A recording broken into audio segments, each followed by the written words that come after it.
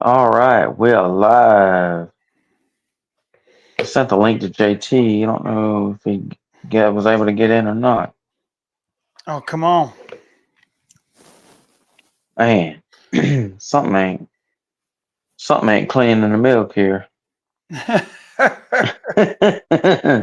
maybe, maybe his computer's messed up. Let's. That's funny. There he is. I heard that from Dukes of Hazard. I'm a Yeah. huge Dukes of Hazard fan. Come So on.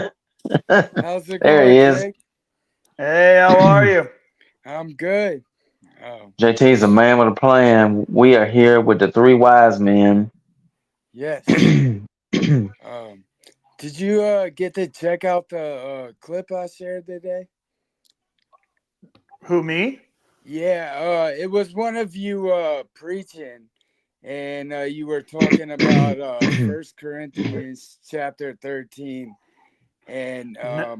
you were talking about like coming to church, like I don't like the music, and and then comparing it to walking around with a broken leg for 9 months. And the reality is like a year and a half ago, I was in a car wreck and I had broken my foot in three places. Wow. And because of my back issues where it causes pain down my leg, we we were treating my back for 9 months, and the doctor's like, you still, like, this doesn't explain your what's going on with your leg. So we did an MRI and we found the break, and then I had to Wow. sit and deal with that issue. And so Hey, John.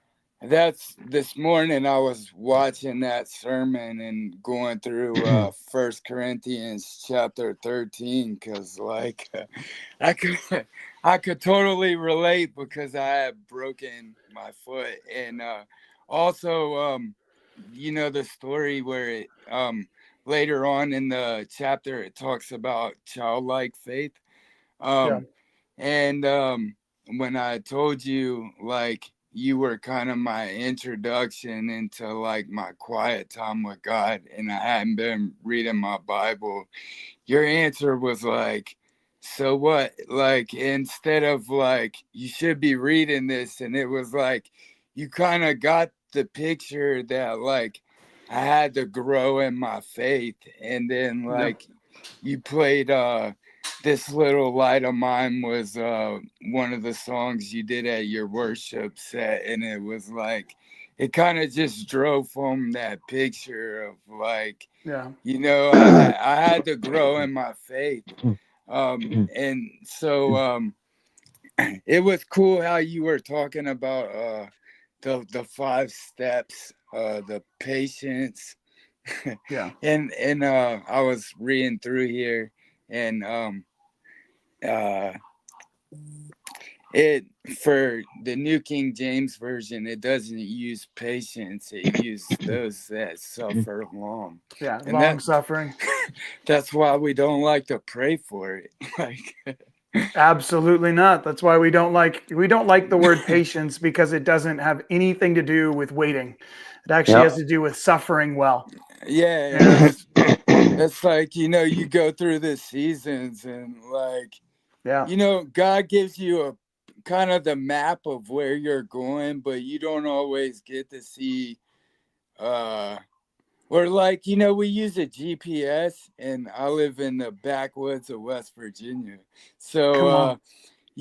like, you go through the roads, and there's like spots where you just don't have Yeah. reception anymore, and you just gotta we have to rely on the GPS. And it's like, I can't see a thing. I know this GPS has the end result, but like, Yeah. are you sure you want me to go through these roads? Yeah, exactly. Yeah. And Staying GPS is faithful when we God can't see. positioning. Yeah. Go ahead, Jake. Yeah. No, I was just saying, yeah, there's tons of times when it doesn't make sense or we can't see, and there's a reliance that we need to take that most men don't really have the guts for, if I'm honest. Yeah. Like most men don't have the guts for following that type of on that type of faith. They'd rather live in fantasy and delusion instead of operating in a type of faith that's going to get them where they want to go, even when they can't see it. It's Yeah. like working out every day. Everybody wants to work out, and it's like, I want to be healthy. And it's like, well, that's great. You got to do it for more than 5 minutes if you want to see results. And everybody thinks they're going to go to the gym 5 times and then they're going to have abs. It's like, it don't really work like that, So you have to really go, I have a vision and I can see where the end result's going to go. But am I willing to commit 3 to 5 years, 10 years, 20 years to this thing, even when today it didn't look like it was working? But I get up tomorrow and do it twice as hard when I know what I'm heading towards. And that to Right. me is that's the stuff that really, really matters long term. We don't have a lot of men that have the stomach for that right now, so that's what we're trying to raise up. Yeah. It's that's kind of been his pruning season, is like it's like, and I found out with the wounds that came from the church. It's like, as a baby, you come to the church and you're looking at the church to fill those needs. And God's like, nobody, I fill those needs. That's Yeah. just the community that you interact through.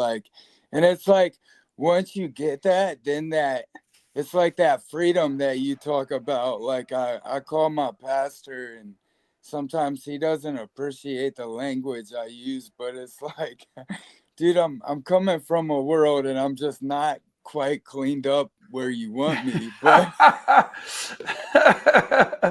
well, sometimes we prefer yeah. I think I've said it before, we always want people to behave before they belong, and Jesus never did it that way. Jesus always did it you belong, then you begin to believe, then you learn to behave. The behaviors always last. Never, Right. it's never first. It's just the slow transition, Yeah, and it's like I think I've kind of learned that last week. One of my other brothers was on here, and he's recently came to the Lord, and so Wow. he's going through Leviticus and the Old Testament, and then you really start to grasp the consequences of your sin. And so there was a time where I found myself kind of putting myself back in the legalistic that he freed us Yep. from. And Yep. it's like you're trying to explain that to him, but I got to be patient with him too, because God's got to use life to he uses life to just humble us and break us. Absolutely. Dude, you know nothing. And then when you realize that, it's like, yeah, now I can talk about that. And then you start talking about your struggles, and other people are, hey, I struggle with that too. And all of a sudden you find this you're all going to Jesus for the same thing. Yep. Yeah. Yeah. So, but We gotta learn to rely on God, yeah. Yeah, And that doesn't happen overnight. It sure don't. It ain't easy. It no, ain't easy. It's like going bass fishing. It ain't easy. and Yeah. pain's always the best teacher, unfortunately. Yeah. Oh yeah. The very thing that you're trying to avoid is usually the thing that has the answers you want. So that's pretty much always the way it goes. Yeah. So That's exactly right. so how's everything? What's been going on with you lately? Well, I'm up here in Redding, California still, and we have, been just trugging along over here. My wife, my 3 kids, we've been just really going at it in terms of going after families and marriages and men. And my kids are teenagers right now, so our life looks a lot different than it did before, because we got everybody finishing up school, finishing up high school, and moving into adulthood. So we're just helping prepare our kids to move into adulthood with confidence and courage, and figure out what that looks like. Because no matter how good of a parent you are or how much you try, these are these are little human beings, you know, these are human beings with their own personalities and their own perspectives and their own experiences. And so we've been just in a season of really raising teenagers and raising adults to be like to enter the world with courage, you know. So that's been a great season for us. In the midst of that, we've been building out the fight and like working with men from all over the world, which has been incredible. And so our platform, which is thisisthefight.com, like has like we've seen a ton of growth, and we've just seen a lot of men come in who are coming from all different backgrounds, who just want to be a part of a tribe, that are looking for other men who are on the journey, trying to figure this thing out. And we're looking for all like, we're just gathering all the fringe guys. You know what I mean? Like we're looking for the guys that like they have a background in faith. They like really are trying to figure this out. And I say this all the time. I'm like, I haven't met a man yet who like has come into our midst and is like, man, I really like sucking at life. I really enjoy being a terrible husband. And I'm so pumped to be a disconnected dad. You know, like nobody's walking in like that. And that tells me a lot about what men are. I mean, men live under this pressure that they're not doing it when really they're not doing enough. And really at the end of the day, they just don't know who they are. And so when we move from works to identity, we start to actually live out the things we value, you know? Yeah. So what's your website? Thisisthefight.com. Okay, I'm gonna pull it up. Yeah. So that's exactly what I've been instilling in my boys. They did my youngest just started middle school basketball for his first year. So, you know, he's just got to learn the basics of what a zone defense is, where I'm supposed to be.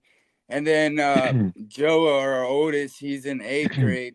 But this year, like, he stepped up. And, you know, the people that used to pass him the ball, like, to score, they're on varsity. So it was his year to develop. And the first game, they got whomped. And I sat him down and I was like, buddy, this is your year to like grow as a leader.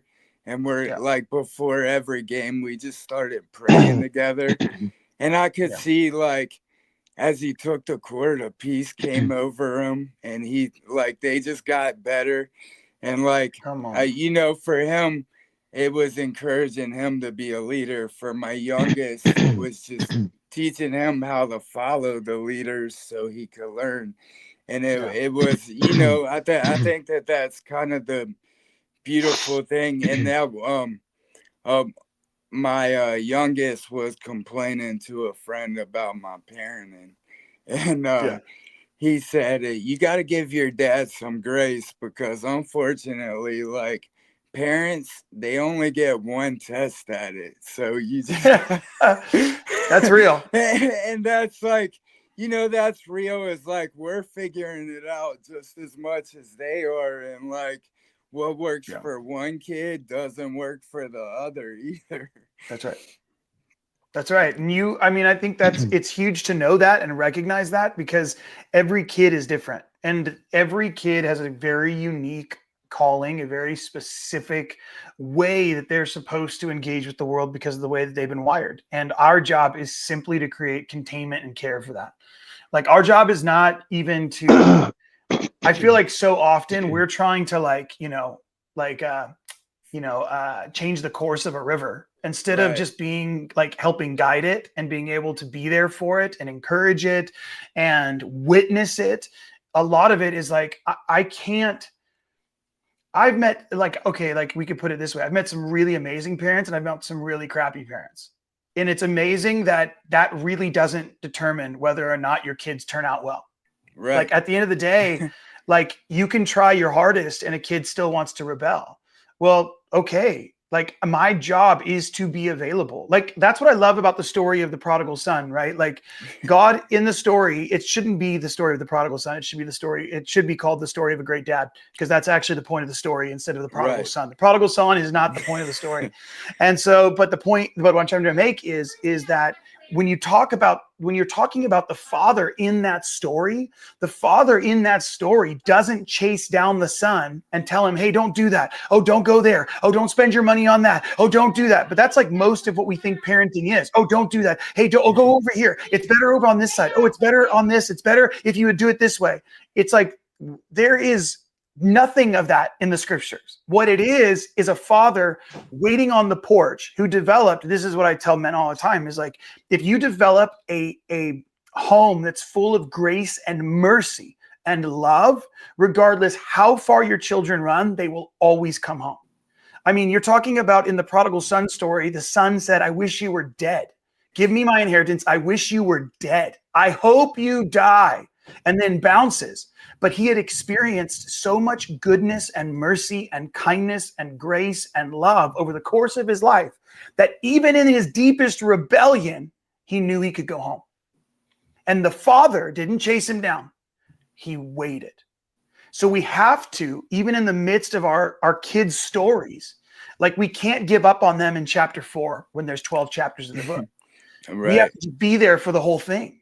Like, I'm here to be the image of goodness and grace and mercy and love and kindness to you. So regardless of what you want to get into, you know you can come home because there's still mercy and kindness and grace and love and all those things. You know what I mean? Yeah. And I think like there's so much of that I'm even learning because there's stuff, my kids are teenagers. So it's like, well, they're like having conversations that I'd be like, well, here's the answer. But like, you can't give them the answer. They have to experience it. They have to go on the journey. That's what I thought was in it. Like, I kept reading through the chapter and it says like, prophecies will fail and like even the tongues and everything else.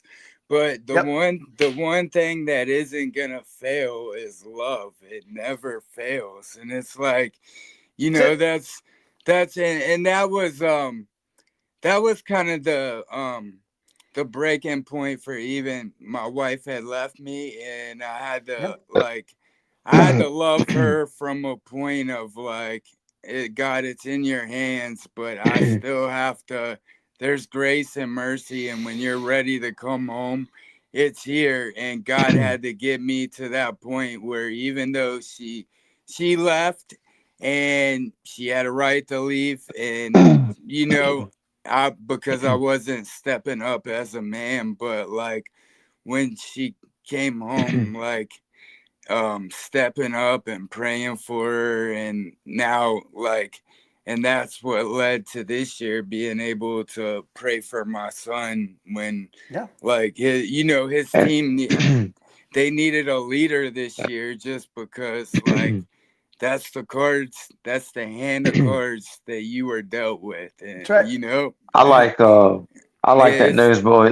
newsboy song, Your Love Never Fails. Good message. Yeah.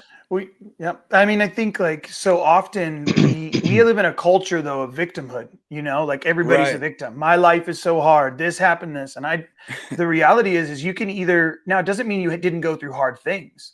Like we all are experiencing various degrees of hard things. Like there's a ton happening in each of our lives, but you have two choices. Either I'm going to be a victim or I can just be, I can say I got victimized. Or I can be a victim. Those are my two options. To say I got victimized means there was something in my life that didn't go as planned, and I was wounded by it. I was hurt by it. There's things I learned from it, things that are going to mark me, maybe even for the rest of my life because of it. But if I become a victim, now it's not an event in my life or a circumstance or a season or something that happened in my life. It's now my identity, which means the victimization continues. As long as I live as like, oh, but you don't understand how hard I had it. Oh, you don't understand that what I've been through. No, you're right. I don't understand. But the longer you stay in that victim mentality, like the longer you are being victimized. And now you're allowing the victimization because you've made agreement with it as your identity. I'm a victim. This is what happens to me because my life is so hard. Or you can change the narrative.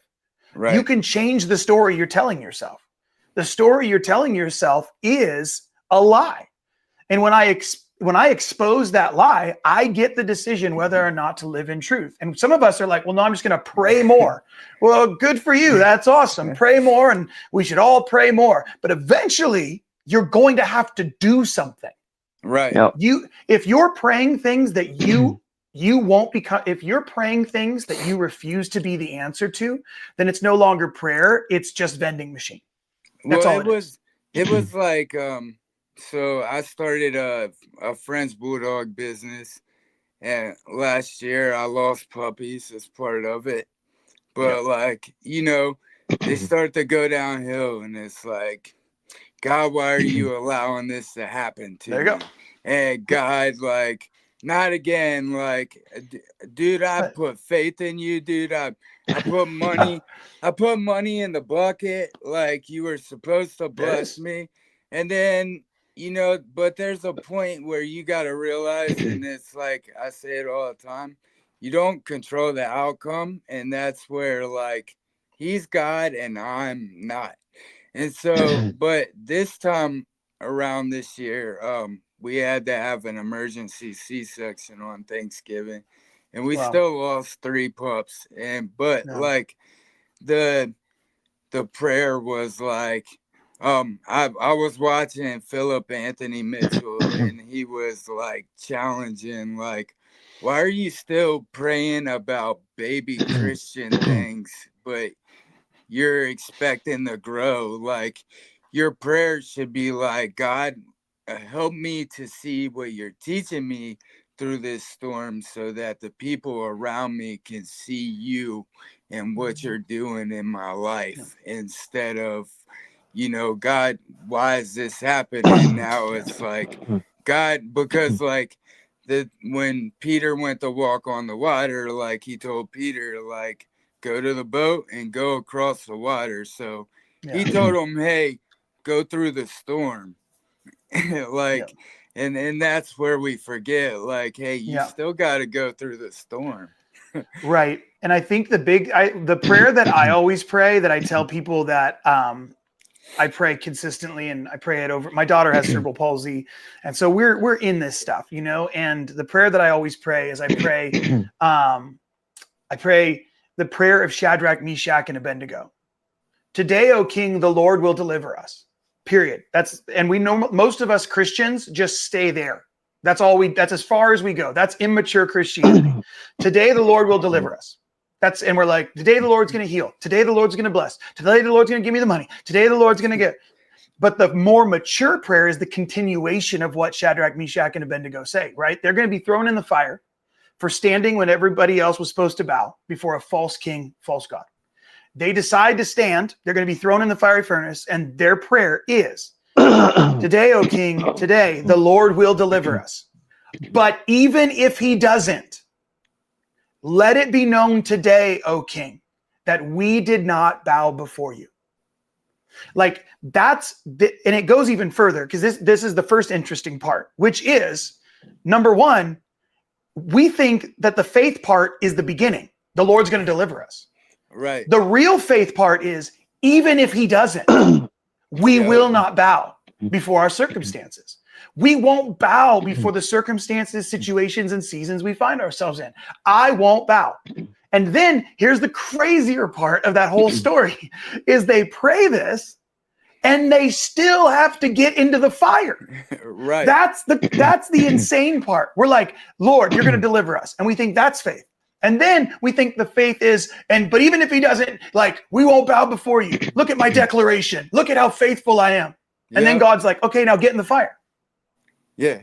So we're like in the prayer meeting. We're in the prayer meeting. Yes, God, you're going to do it. Yes, God, you're going to do it. You're going to save my marriage. But then you have to go home to the marriage, and the marriage hasn't changed.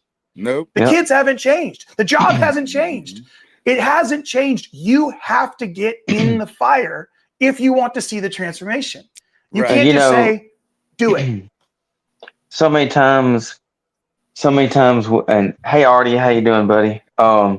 So many times we as Christians, we tend to focus on the problem instead of the problem solver. And we need to focus on the problem solver, put him ahead of the cart, because he should be the one guiding the cart, you know, leading the ship.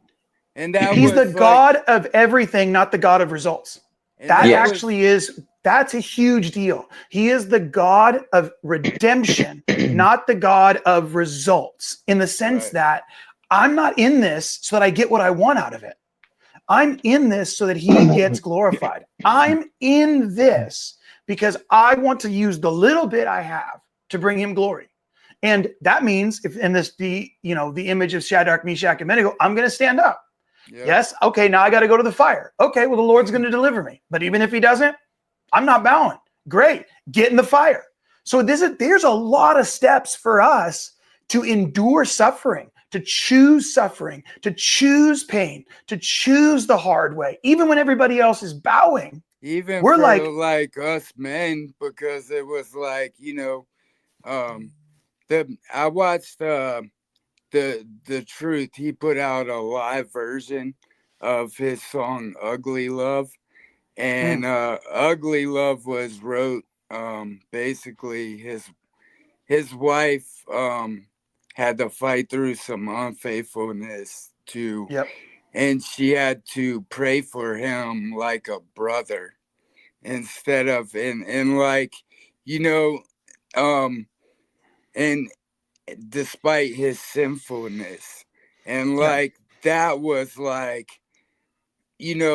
that's how I gotta lay my life down for my wife, is like I have to look past all of the flaws and everything else, and not I have more flaws than she does, of course, but I have to look past the things that make me mad and everything else, and I have to figure out how to love her like Jesus would, so that she can heal too, Right. I ask women this all the time. Like, we're doing a marriage event even this weekend up in Denver. And the crazy part is like I'll ask women all the time, start every time like this. I'm like, all right, guys, we're gonna talk about marriage tonight. Let's start with Ephesians 5. And we're gonna start with the women. Women, submit to your husbands. How many of you are excited? No woman raises their hand. Like, no one's pumped on that, right? And then I follow up. I go, okay, now let me ask you another question. Women, you're gonna submit your entire lives to Jesus Christ. How many of you are in? Every hand goes up. And I said, okay, so you just told me the problem. Your problem isn't with submission. The problem is your husband doesn't look enough like Jesus yet. Because no woman in the room has a problem. No woman in the room had a problem with submission. As long as the image is a man who is going to prefer her, to protect her, to choose her, to fight for her, to die for her, to live for her. The moment that she's in the presence of a man who is going to choose her above himself, which Jesus ultimately proves as a husband, the moment women are in that type of presence, submission isn't even, that's like irrelevant conversation. Right. That's why Jesus says the higher standard is what's the standard for men. Like, husbands, love your wives as Christ loved the church and gave himself up for her. The minute us as men in the church grasp that picture, we no longer match the world with the 50% divorce rate, Right. Well, watch this. Do you understand that basically, I think it's like over 80% of men in church, this is the study, men in church who regularly attend church, not just men who are Christians, but men who are Christians and regularly attend church, look at porn on a regular basis, at least weekly, if not daily, okay? 80-some%. Here's the crazy statistic though. If the men that claim Christianity and attend church regularly simply stopped looking at porn for, let's say, 3 years, 4 years, 5 years, you would literally bankrupt the majority of the porn industry. Just Christians, just Christian men who go to church on a regular basis. You would literally shut it down. We don't even need the world to agree.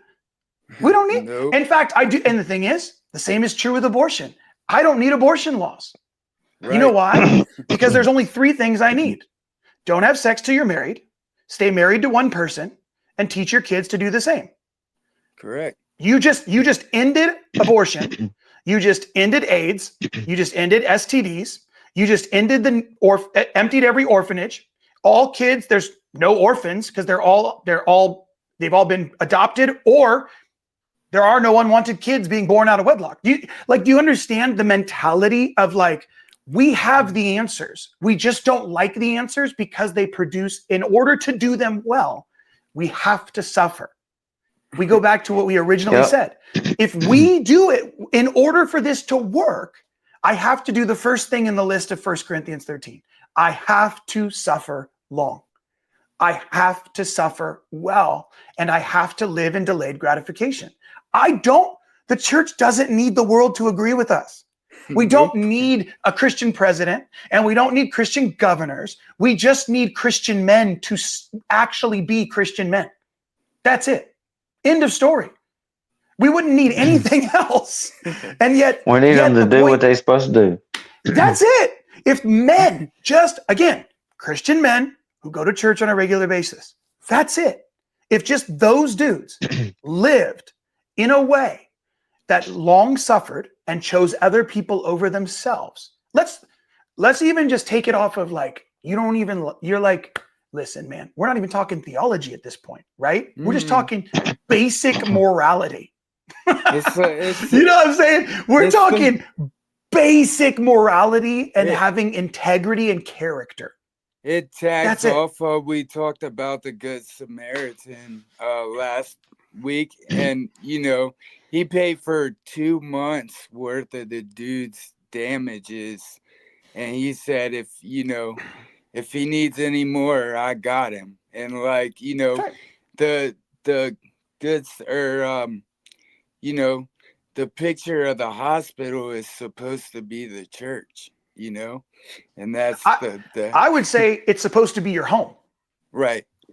I don't even think the church is an organization that wasn't even considered at the time of those writings. The church doesn't, if the problem is, if we go, that's the church, now I don't have to take responsibility for it. I just have to show up to the program. No. I don't get to show up to the program. That's your house. The church is your house. It is your living room. Now, we should not neglect the gathering together. So some people hear that and they're like, oh, church bad, and we should all be home groups. Listen, I don't care the expression. That's irrelevant to me.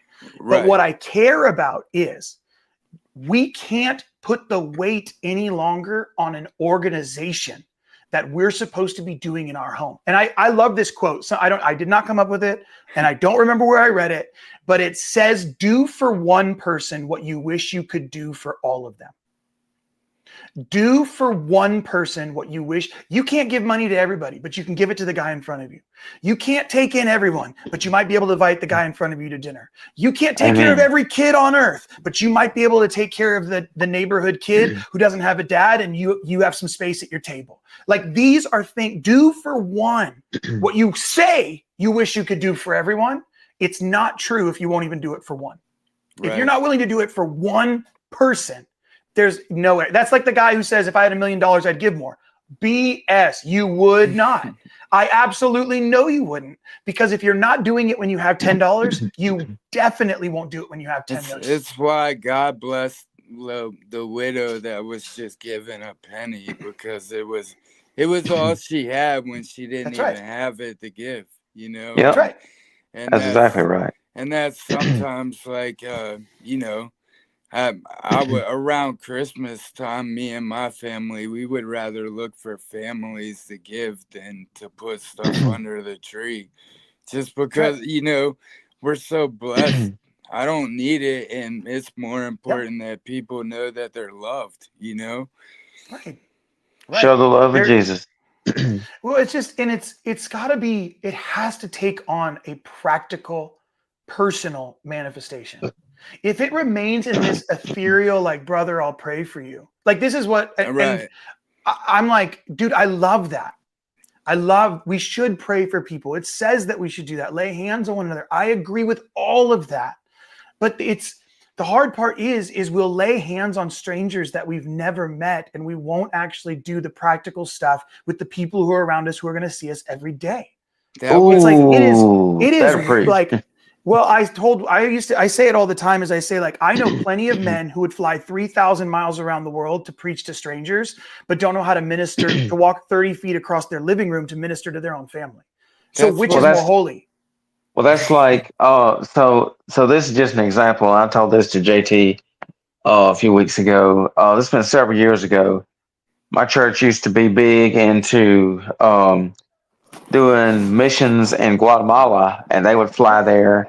They would build a house, and it cost $500 to build a house over there, and it's just a little bitty hut, like smaller than this room I'm in. And so when they were coming back, flying to Houston, it was Alabama state senator, I think it was a state senator, Bradley Byrne. He was on the plane, just happened to be on the plane for what I can't remember what he was on there for, but I think my friend Russell was telling me this. And Bradley Byrne asked him and said, well, hey, where y'all been? What y'all been doing? And they told him. And he said, man, that's awesome. I'm all for doing mission work and doing this and that. He's like, but how come y'all aren't doing anything in your community and in your county and your home of Grove Hill? And that really hit him. I was like, wow, because so many times people think, oh, we got to go overseas, we got to go here, we got to go there for missions. Right. No, bro, there's people that live right here in this little old redneck town of 1,400 people. Not all 1,400 people are saved, so you know. And Well, and it's like, yeah, wow, when we live in like one of the most, I mean, we live near a very large charismatic church up here, and the point is that like we're training people how to like move in the gifts, but not become a gift. That doesn't make any sense to me. You're the gift. Yeah, yeah, prophecy and then healing and all. Great, that's delightful. There is tons of homeless people here. Yeah. They don't need a prophetic word. They need food. Right. They need care. They need to get off drugs. They need mental health professionals. Like, dude, you know what I'm saying? We don't need another dude who's trained in prophecy. We need a dude who's trained in mental health. Like, you know what I mean? Like, we need these people. And the problem is we've made it more holy to do all these other things that have the image of religiosity, the image of deep faith. But the real sacrificial thing is to do the thing that doesn't get you a high five in the service. Right. The thing that doesn't get you don't get to go on stage and give a testimony for this.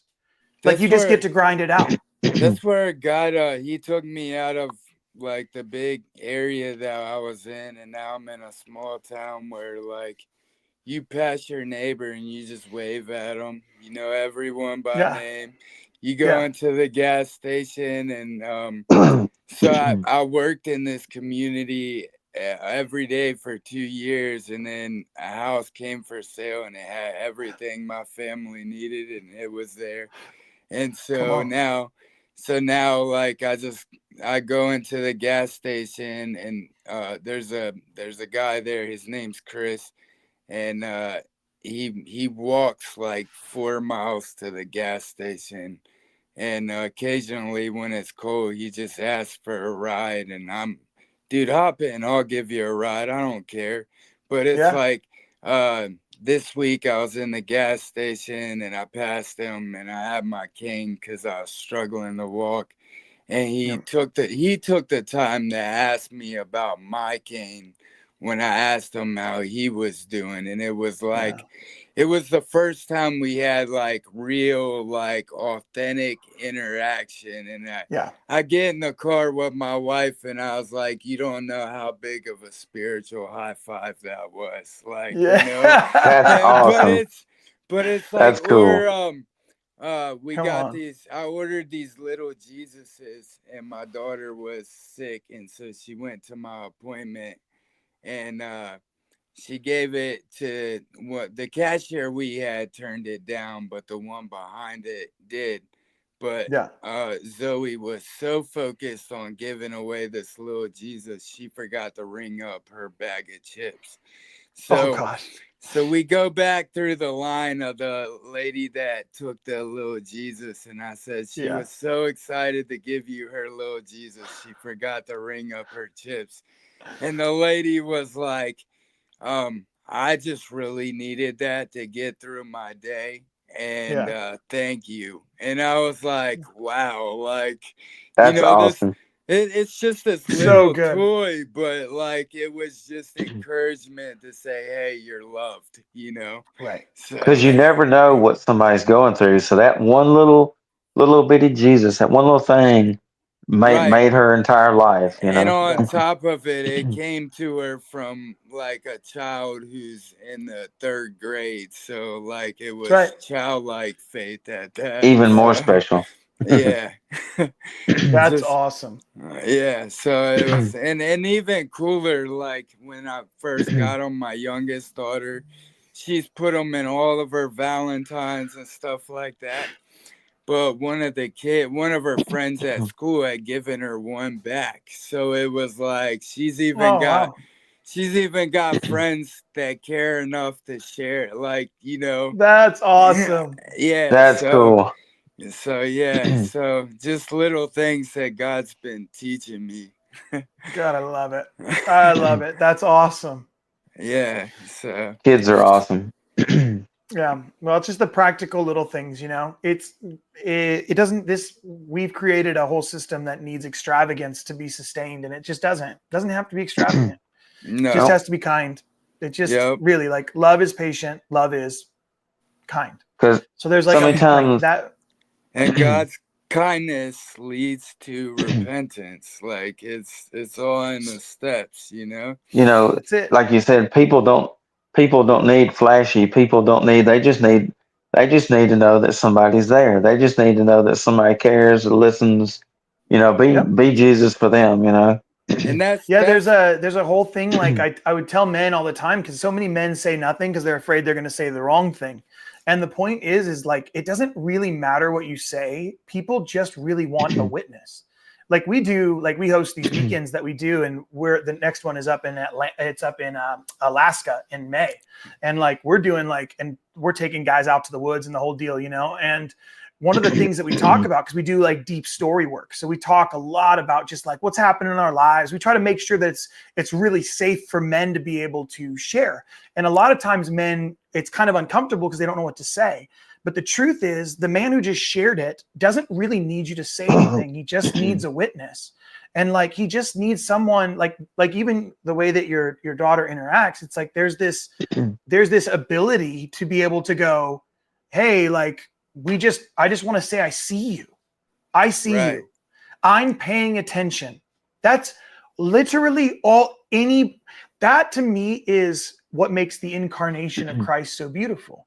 Because he goes, I'm not just going to be this distant lover, this distant like overseer. I'm going to get in Right. the mud with you and be a witness to You it. think Like of I'm going to get my hands dirty. like the lady that just wanted to touch the tip of his That's right. garment. And Oh yeah. like, you know, in this big crowd of people, she touched Yeah. his garment. Like she already got her healing. She got what she came for.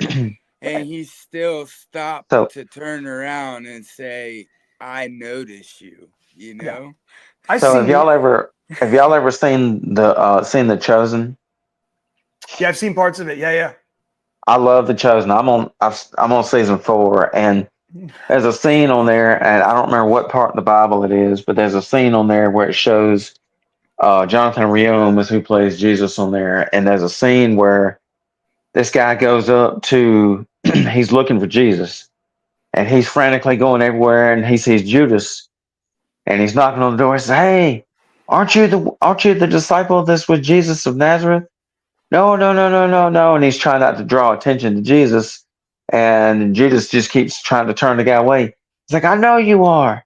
And then finally, Jesus is like, okay. And then, so they find Jesus, and the guy's like, hey, come here. And he's like, I really need you. My daughter's dying. And then he gets there, and his wife's like, no, she's dead. She's dead. There's nothing that can be done. His wife didn't have no faith. His wife was like, that's stupid. You're wasting your time having this guy come in here. And this Yep. guy said, no, no, let him do, let him do. And then Jesus goes over there and brings that child to life. And that was just so cool. And then Jesus says, he's, hey, I don't want you to go tell nobody what you saw here. Because that guy, he was so fired up, he's going to go tell the whole world. He was like, yeah, Jesus did it. I'm going to go tell everybody. And Jesus said, no, don't do it. Don't do it. And he explained why, you know. Yep. Yeah. But that It's guy had childlike faith. I mean, that really impressed me to see that. I was like, wow, that is so cool that he had that yep. much faith that his child was dead right there, and he said, "I know he can do it. I know he can do it. I've seen it."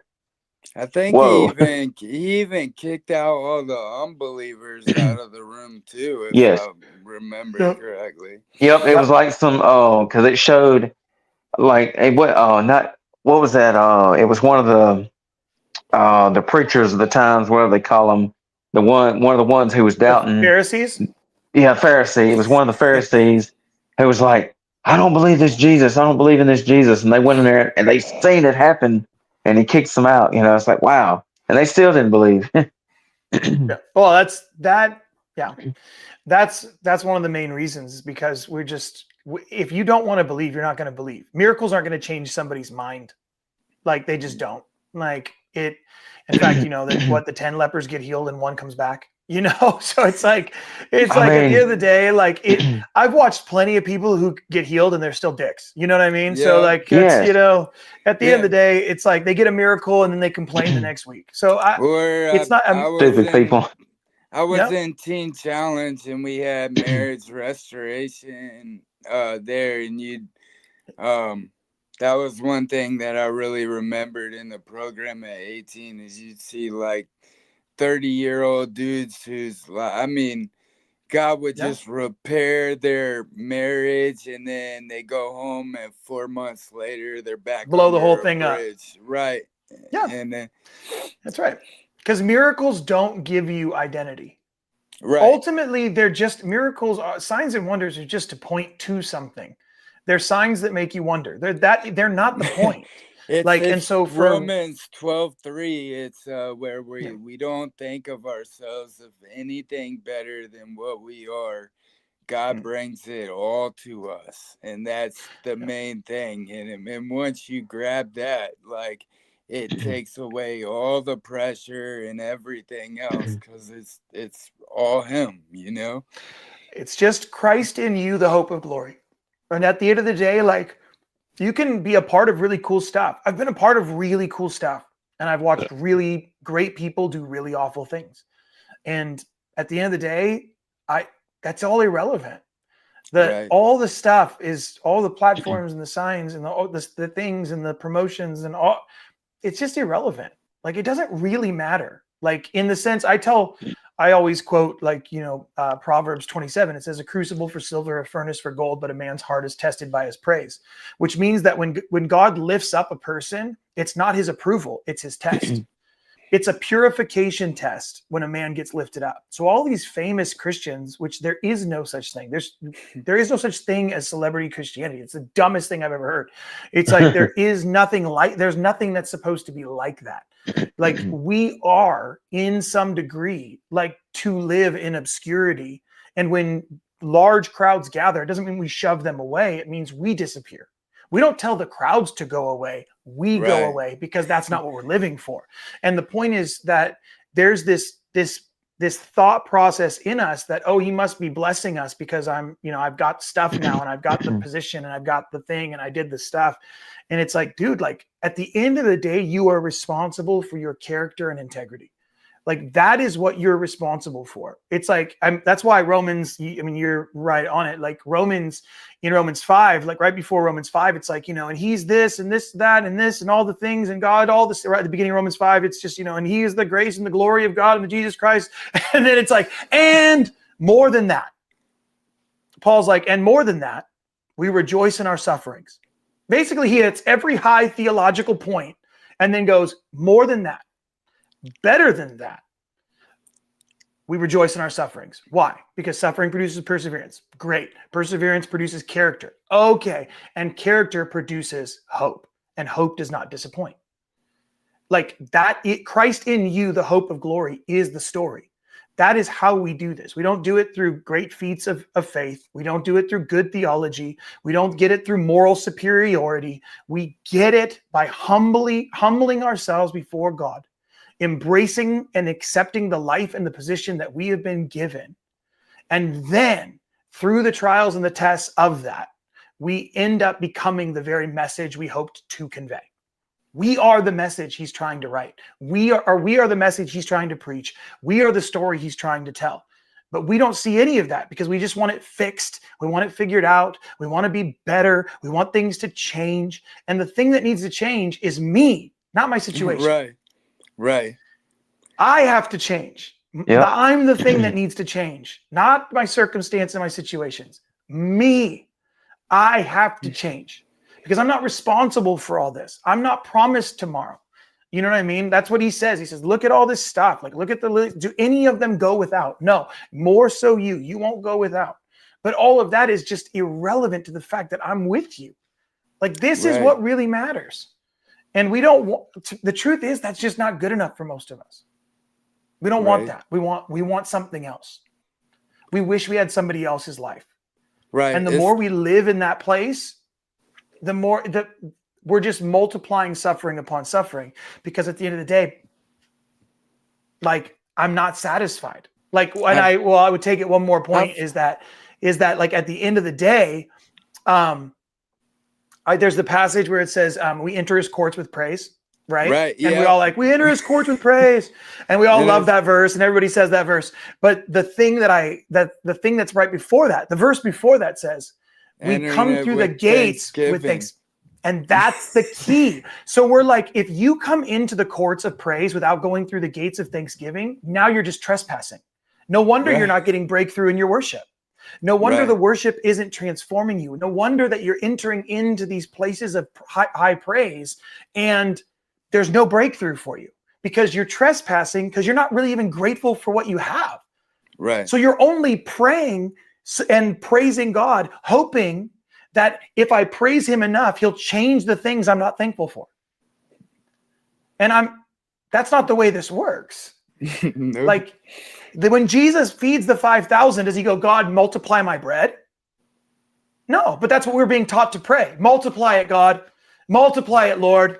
Do it, Lord. Give me more. Amen. More. That's our songs. More. Pray, more. Jesus doesn't do that. What does he say? He breaks it and he gives thanks.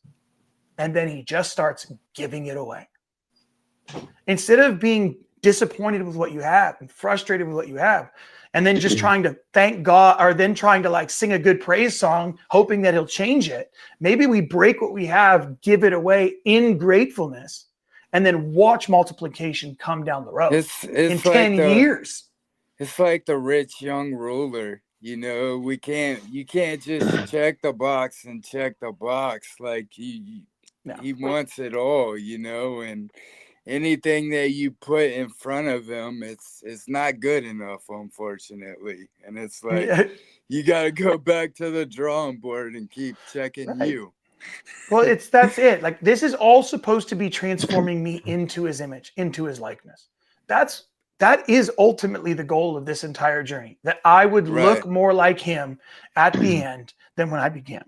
And I get there not by trying to take more or become more, but being grateful for what I have, being grateful for the story I've been given. It's getting rid of the fig leaves that we put back on, you know, because like in the garden, like Adam and Eve's sin, they put on fig leaves to hide the sin. And the crazy part is, who really sinned? Wasn't Eve. No. It was Adam. Yeah, I mean that is all Adam. Like, Eve eats. Then I love it because Eve eats. This is huge. Eve, for men, this is a big deal. Eve eats from the tree, and do they realize they're naked? No, it's right there in your Bible. The moment that Eve eats from the tree, if it was her responsibility and she was in sin, then the whole thing should have fell apart. But because it was not her responsibility and God didn't tell her, nothing changed. But the moment she handed it to Adam and he took and he ate, that's when they realized they're naked. And then when God comes into the garden, he doesn't ask for Eve. He's not going, Eve, where are you? Adam and Eve, where are you? He only asks for one. He's asking for the man, which is why it's so important for men to show up, because you can't hide, like you're saying. Stop hiding who you are. Stop hiding. Listen, here's the thing that you can do will give you the most breakthrough in your entire life in one day. Stop lying. Stop lying to yourself. Stop lying to your wife. Stop lying to your kids. Stop lying to your employer. Stop lying. You want your entire life to change, which, by the way, it might fall apart at first, but it will change everything, is stop lying. Stop lying to yourself. Be honest about what you really want. Be honest about what you really desire. Be honest, be honest, be honest, be honest. Because the moment you're honest, everything shifts. Right. Everything shifts. Because the truth will set you free. And when we're lying to ourselves, well, I love God. I've hit so many men with this. I love God and I choose God. I'm like, okay, tell me how. And they're like trying to give me religious lists. And I'm like, BS, dude, you don't want God. You want a higher paying job and a better house. Right. Just say that, be honest. And now God has something to work with. Like, just be honest. Just, dude, like, no harm, no foul. Like, you don't lose anything by being honest. You actually get more freedom. But most men don't have the courage for that. And I've learned when you pray for something, you got to be specific. You can't just say, well, Lord, I want a new job. Well, then he gives you a new job. Well, I hate this job. This isn't a very good job. I said, well, I gave you a job. You have to be specific. Say, hey, I want this job. I want to do this. I want to live here. I want to do that. If you're not specific, he's just going to give you whatever, Well, I think I say it a bunch is I'm like, we all love like the passage where God's going to give us the desires of our heart. And so we're like, yeah, God's going to give me the desires of my heart.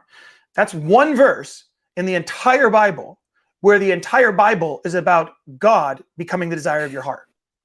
So the point is, when God becomes the desire of your heart, yes, he will give you the desire of your heart. Right. We're like, that's right.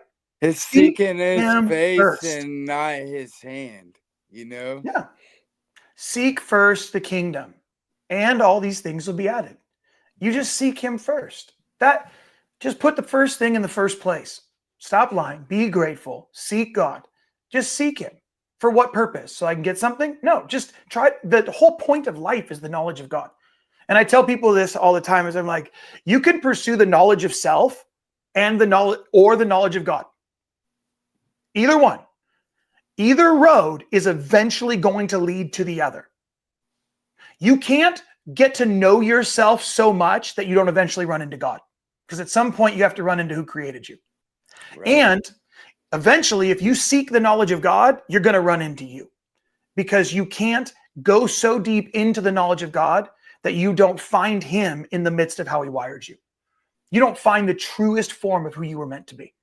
Those things eventually cross. Doesn't matter which road you get, they both lead to the same revelation.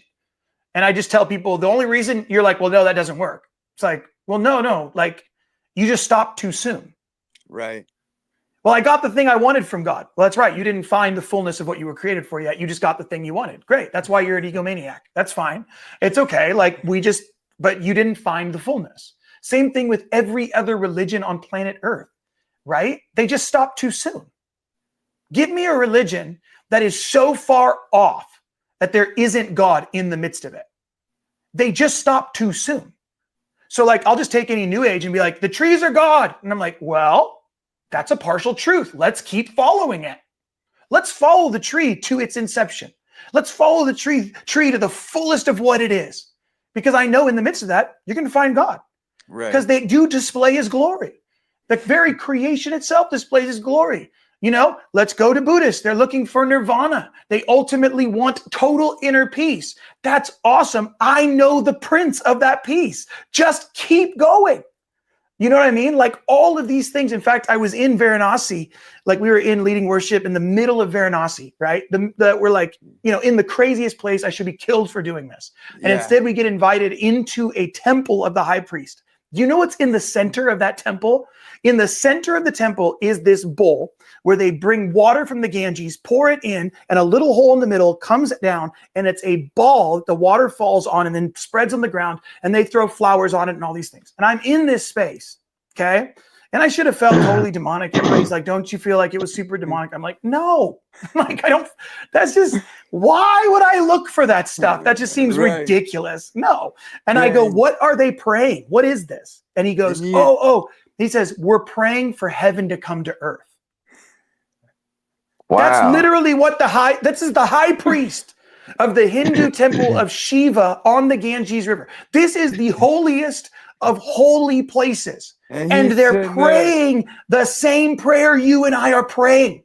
And he was screaming freedom, you know? That's right. Like, yeah. Because my point is we're so busy trying to figure out how everybody else is wrong. We haven't figured out how everybody else is right so that we could all be invited to the party. Ooh.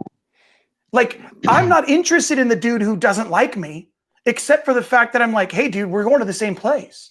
Like, let's just be homies. Right. Well, like, no, Jake, you can't say those things, or you can't act like this, or you can't do this certain thing. Well, okay, but do you love Jesus and I love Jesus? Cool, man. On the same team. High five. Right. I don't care. And the point is like in these Hindus, I'm not talking universalism here. What I'm talking about is ultimate mercy and kindness in the name of Jesus that is Paul going and saying, I know the name of your unknown God. I know where this started. Would you like to know more? Right. You know? And I stood on Mars Hill. I had the privilege to be in Greece last year, and I stood on Mars Hill where Paul said those things. And I'm like, this is the message of the age. This is the message. I can name your unknown God. I'm not trying to rip you from your culture. I'm not trying to dismantle anything you believe. I just want to give it deeper meaning. I want to give your life deeper meaning. I want to give your pain purpose so that you can live in your promise. I want you to find God in the midst of where you are, not where you wish you were. And if I can do that, then I can transform the world one life at a time, which is the ultimate goal. Right. You know?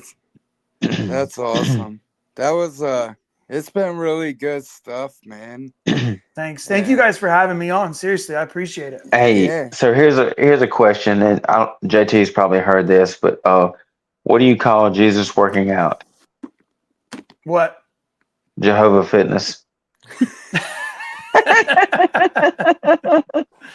Look, one of these days, I'm gonna get rich. I'm gonna be the richest redneck around, and I'm gonna have a gym, and it's gonna be called Jehovah Fitness. And when you walk in, there's a picture of Jesus deadlifting in the background. When you get it ready, I'll come paint the mural. That's awesome. Yes. Well, God bless you guys. I'm really grateful to be on this. Thank you guys so much. You know, I'm stoked to be here. And anytime you want to come on. Would you like to close this out in prayer? Absolutely. Let me do it. So, Lord, I just thank you so much that you are in the midst of all of it. That every single thing that we do and say, everything we experience, whether we define it as good or bad, hard or failure, or it's triumph and it's goodness, you're in all of it if we have eyes to see and ears to hear. So God, I'm asking right now for everyone listening, give us eyes to see and ears to hear. We just want eyes to see and ears to hear. We don't want to define this by what we think about it or how we think it should go. We just want to see what you're doing. Like you said, Jesus, we want to see what the Father is doing and do it. That's all we want to do. We just want agreement with the Father so that we can participate in what he's doing on earth. In Jesus' name, amen. So, hey, everybody go to thisisthefight.com. I got the website pinned there. And can they donate? What can they do to reach in contact with you? Dude, you can, join our platform. If you're a man, join our platform. It's literally $37 a month. There is a ton of content on there. There's a thriving community. We have like a couple hundred guys in there now. We do a live every Monday. We do something called Man Talk Monday. I apologize in advance, but I don't really apologize. The language is colorful. It is very fringe. We are not trying to reach the faint of heart, but I radically love Jesus. I can promise you that. It just looks different than anything else you've experienced. It is not a Bible study. It is not an accountability group. We are trying to rip men out of fantasy and place them into reality. That is what we are doing. And this is the work we've been doing for pretty much almost a decade now. We've just kind of formalized it as the fight. And you get the first 7 days are totally free, and you can join us on Monday nights completely free. It's all at thisisthefight.com. I have resources there that you can download if you're a man and trying to figure out stuff with your wife, trying to figure out stuff with addiction to pornography. If you're just struggling with how to be a parent, just struggling with identity and purpose, all of that is there. And I would love for any man to come be a part and come to check it out. This is what we're offering the world. And so any man who needs it, we're here for you. And y'all have a Facebook too, right? Yeah, we have a Facebook page, the Jake Hamilton. You can find all the stuff there. Instagram, all of it. It's all there. Okay, awesome. And y'all check that website out and join that group. Yep, it's going to be awesome. So bless you guys. Bless you. Thank you, Jake. Thanks for coming on. Yeah, of course, man. Bye.